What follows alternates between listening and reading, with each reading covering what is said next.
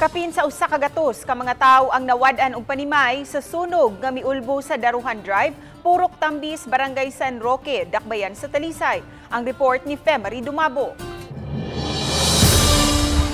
Kusog pang ulbo sa kayo sa dihang girespondihan sa kabumbiruhan sa Dakbayan sa Talisay nitong alas 11:06 Sabado sa gabi. Human nga 24 ka panimay nga sagad hinimo sa mixed light ug concrete materials. Ang hingpit nga naug daw 33 ka bana ang apektado. Mato de SFO3 Gilier Pigarido sa Talisay City Fire Station nga nagsugod ang sunog dihang misigang linya sa kuryente sa poste nga milatay sa panimay ni Marino Calvis. Biyernes sa gabi, alas 6 pasado sa gabi, na matikdan na nila nga nagsigig spark ang linya sa kuryente nga gitap ngadto sa linya sa poste. So ang service drop nga linya. Then wala lang panumbalinga sa tag-iya nga si Marino.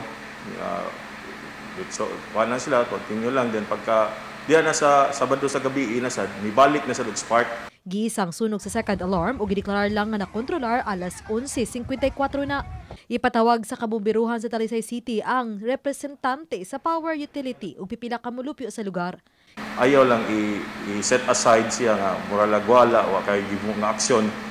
So kinahanglan jud nga kung mahimo makita kag spark nga duol ra sa imong balay o pagnon jud ng plangka. Off ang tanang plangka sa sulod sa balay. And walay nagsiga. And of course, report sa power utilities sa BECO.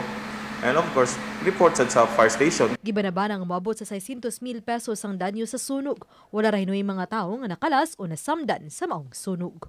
Uban ni Jun Sulon, ako si Femery Dumabok. Balitang Bisdak!